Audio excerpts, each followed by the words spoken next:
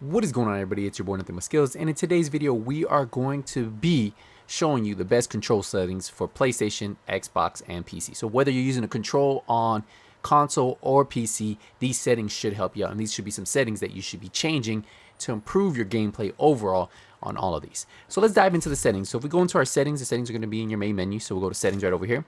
And the first one I want to get into is gameplay. So this one isn't really with the controller itself, but the gameplay itself. I think all of you guys should be adding this to your settings, and you guys are going to see the big difference. If you haven't seen one of my older videos, this really makes a big difference on how you see the game. So the field of vision, I have my max out at 25.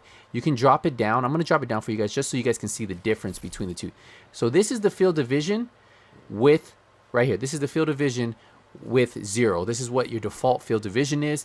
Now if we dive right back into the settings, we're going to hit gameplay, go all the way down.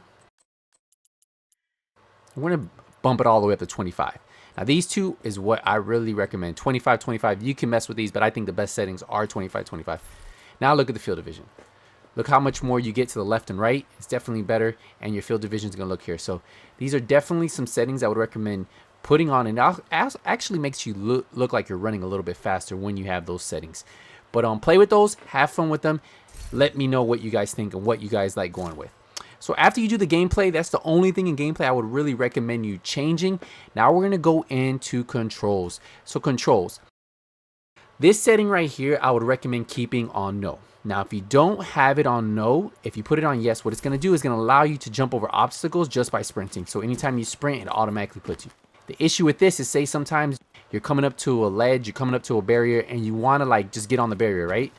It actually throws you over, and then you might get killed. Like you might have some enemies shooting you, and you're trying to jump onto the barrier, and you don't hit X fast enough. It's going to cause you to automatically jump over. So I'm not even pushing the jump button. I'm actually just running towards it, and it's automatically putting me over. I don't like that setting at all. Some of you guys might like that setting, but I just wanted to let you guys know that's how that one works. So we're going to definitely put that on no. And look, now when we run up to it, boom, look, I get stuck. I have to hit X, right? Or circle, sorry.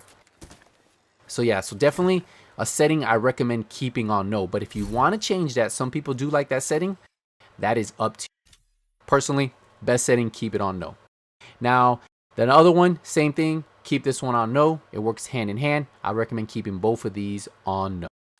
Now, camera sensitivity, I have mine on 15. 20 is the max. I feel like 15 gives you that really good balance between having it too fast and too slow. I used to run at 10, but I pushed it up to 15, and I feel like 15 works really good. I currently run with a normal controller, but I just got a Scuff gaming controller. I got a new one. My old one broke like a year ago, but I got a new one for Christmas. So I am using these same settings on my Scuff. So the only difference that I use on my Scuff and I use on my regular controller is my regular controller, I run control-free grips because I like the higher thumbsticks.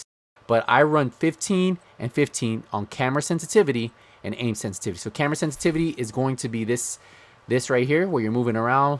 That's your camera sensitivity. And then aim sensitivity is going to be when you're aiming down the sight. So let's dive right back into the settings and go down.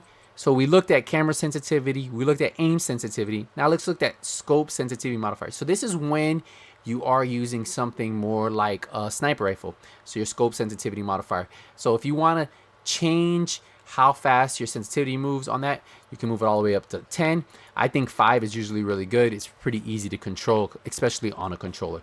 So 15, 15, 5 are the big changes you want to do to your control sensitivities. Now, control vibration, I always keep this off. I feel that the small vibration to your controller can mess with your thumbstick, especially for us controller users, right? You want to have that more precise aim. I feel that using control vibration, having it off actually helps. I used to always play with control vibration on. Recently, I went off about a year ago, and I haven't went back. Every game I play, I have controller vibration off. Now, for button layout, I currently love the button layout they came with. Default, I haven't had any issues running this. Now, remember, since I did get a Scuff, I can actually program the paddle sticks in the back. But I like the default button layout. I feel like that's the best button layout in the game right now. For my left stick dead zone and for my right stick dead zone, I left it at default. I believe default is 2. I haven't messed with this at all. On my left stick, my right stick, I don't even really mess with this because I do have brand new controllers. I know once your controllers get a little bit older, you might want to adjust these settings right here to improve like how much sway your controller has. but my control is perfectly fine. So having 2-2, I think that's the default settings. I never adjust these. That is just something you can do. Now, if you want to do the invert y-axis, invert x-axis, you can change that. But for most players, the best setting is to have it on no. Now, toggle to sprint, you definitely want to have this. Toggle between needing to hold down your sprint control or only needing to tap it. So what that does is, if we back out, we're going to sprint now. So all I have to do is tap it once and will automatically put me in a sprinting motion. And then I don't have to worry about tapping it again, as long as I keep the joystick going forward. Now, if I take that off, if I take that setting off, we go down real quick. Let's go down to toggle to sprint off. So now if I'm tapping it, it's not gonna work. So definitely that setting right there is what you're gonna want to have. So I would recommend, if you want to have that easy access, never to having to really to hold the button down, like say if you're farming and you're tired of holding it, always keep that sprint on. I think that hold down your sprint controller or only needing to tap it is definitely better. I can just tap it and I'm good, right? Easy, small thing. I know a lot of you guys probably don't mess with and works really good. So let's go back. Let's keep going down. I think we're almost done with the controller settings. I have the 180 spin turn off and enable auto run. Okay, so this is the enable auto run. So these are the two. So toggle to sprint is where you have to hold down or you just tap it once and keep moving.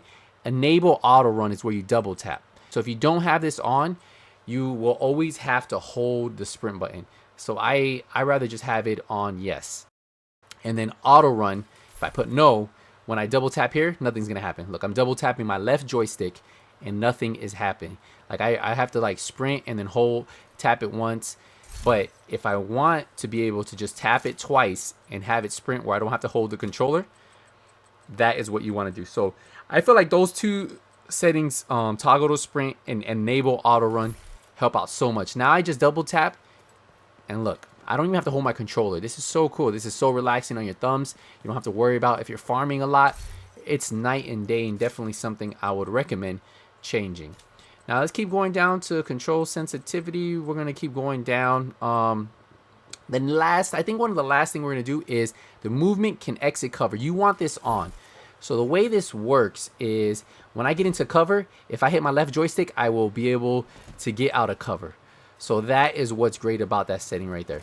So when you go into cover, I'm able just to hit my joystick without having to tap X again. When I'm hit, I just hit back on my joystick and it allows me to move without having to double tap X to get off.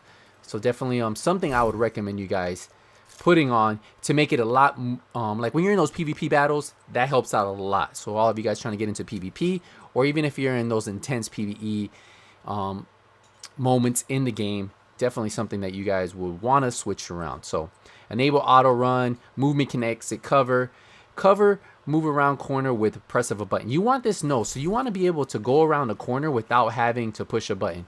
So what that would do is if I'm right here, let's get to, no, sorry, we can't do it on this one. Let's do it on this. So let's see, can I get on something that I can move around? Let's get to a car. I think we have to actually go somewhere where we can move around. I think we can do it on this truck right here. So right here. So if I wanted to go around this, I just have to hit my joystick and it will automatically pull me around the car. So that is something that you won't be able to do if you don't have that feature. Like you would actually, if I turn that off, I would have to hit a button to move around the corner. So that helps out a lot when you're trying to move around the corner, when you're getting shot at, you're trying to get some cover either from NPCs or players. That helps out a ton, and that could be the difference between you staying alive and dying. So move around corner speed, I put that to fast. So we have no on cover where you have to push a button, and then we want as fast as we can move around the corner speed, we want that at fast. You can put it on slow, recommend putting on fast. Aim assist, everybody has aim assist on controller, and it's just something that our controllers need. And if you were to turn this off, it would actually be really hard to aim. So aim assist, you always want to leave on. I've never messed with that. Just leave that. Grenade aim assist, it's always been on too. Hold to aim, I always recommend this. You don't want to get stuck in your aiming. So you hold like the left trigger and then you shoot with the right trigger, right? So hold to aim, always have that on, yes. Now cancel skill when aiming, yes, that's what's crazy. So like say if you're about to pop a skill. So say if I'm about to pop a skill, if I pop my aim button, it would automatically cancel it. That's really good. So like instead of having to worry about throwing your secrets, say, oh, I don't want to throw my secrets, I hit the left trigger and it'll automatically cancel it for me. Another really good setting that a lot of people fail to change when they get this game, right? So definitely a lot of really good settings in here that I recommend you guys changing. And then we have the final one, enter cover on long press. And no, you don't really want that. So overall, those are the main settings you want to put and change for the Division 2. There's one other settings. If you look right here, I want to show you. You see where it says social and it says US Central. It can show you what server you're on. A lot of people don't know that you can actually show that server.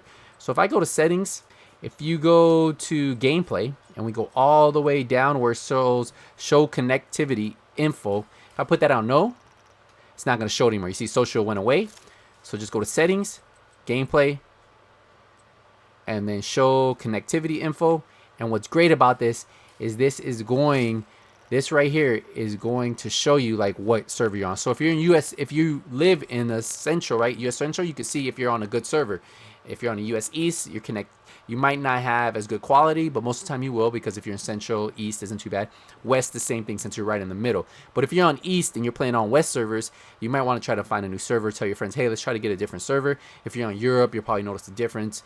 Middle East, all that will be popped up right there. So whatever server you're on, you can always see there, and then you can always find a new server if you're on the wrong server.